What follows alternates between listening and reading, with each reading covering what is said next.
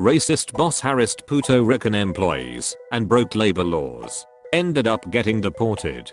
I worked at a fairly well-known restaurant in a small northern New England city as an assistant manager. The owners were very successful restaurateurs with several successful, non-chain establishments, and spent maybe a day or two a month in our location. The rest of the time there was a general manager in charge. We'll call her Jan. Jan was about as type A as they come.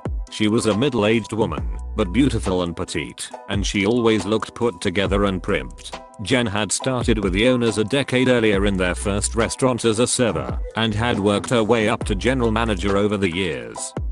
Jan was a tyrant.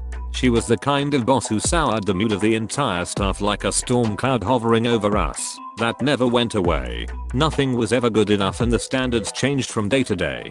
On a good day, she would shut herself up in the office and then leave early.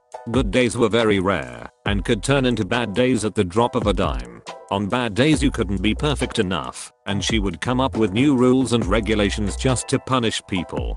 If a host called out sick, they willy troll children.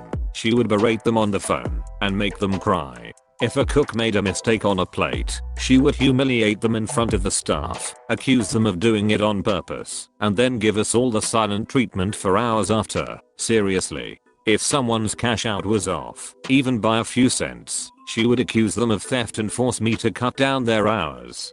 As a fellow manager, I was mostly spared her awful behavior, though I had to hear about her treatment from my staff almost every day. All of this was just run-of-the-mill bad boss stuff until it came time for our yearly staff evaluation meetings. This is where Raul enters the story.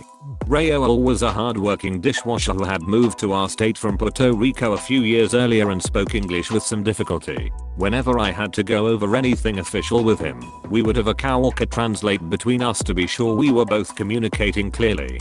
Jan refused this courtesy to Raul. This made his evaluation pretty difficult. Raul managed to communicate to us that due to recent cuts in his hours, he would be forced to get a second job to pay the bills. Something about this absolutely set Jan off. She told him she would fire him if he dared. I could see plainly on the intake paperwork in front of me that Raul had been hired with the understanding that it would be a full-time position, so I pointed that out. Jan was furious, but agreed through gritted teeth that if Raul agreed not to get a second job, she would bump his hours up to at least 35 hours a week. It was stated as clear as day, and I documented it in my daily manager logbook. Work went on as usual after that, and I didn't think much of this meeting again for a few months.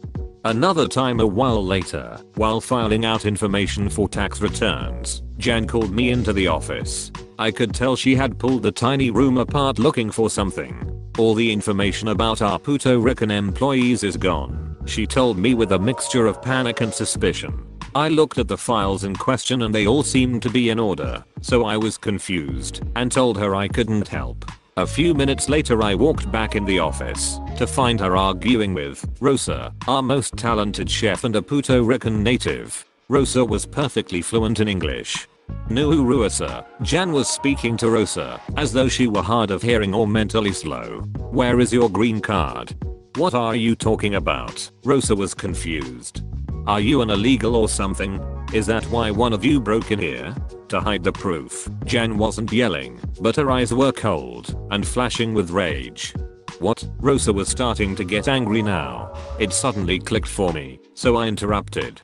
Jan, you do realize that Puerto Rico is a United States territory, right? Of course I know that, Jan snapped back. Okay, so you know that Rosa has a social security number like any other American native. Oh, right. Never mind Rosa, you can go back to work. Jan did not apologize for accusing Rosa of theft. I was so done with this place after that. Jan did all kinds of little things like that, and she never apologized. I had already gotten a job offer for a place closer to my house when the final straw came. I was the closing manager one day and got in just before the dinner rush to see Raul storming out the back door. He didn't speak much English, but his freaking B*TCH was very clear. Jan had lied about raising his hours to 35 per week, so Raul had gotten the second job he talked about.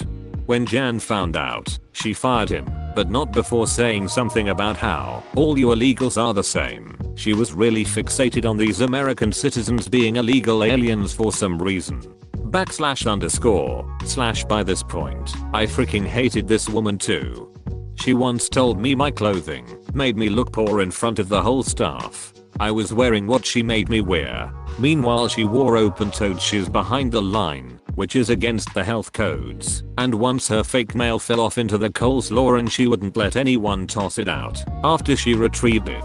This is just the tip of the iceberg, but I have a life to live. Since I knew I would be leaving soon anyway, I told Raoul he should go after our boss for wrongful termination, since I had documented proof, with Jan's signature, that he had been promised more hours, and that Jan had broken the agreement, not Raoul.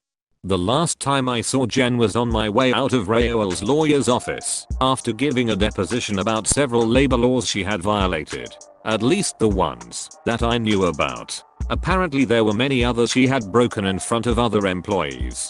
She couldn't even look me in the eye. The best part? At my deposition I learned that Jen was actually the one who was illegally in the country.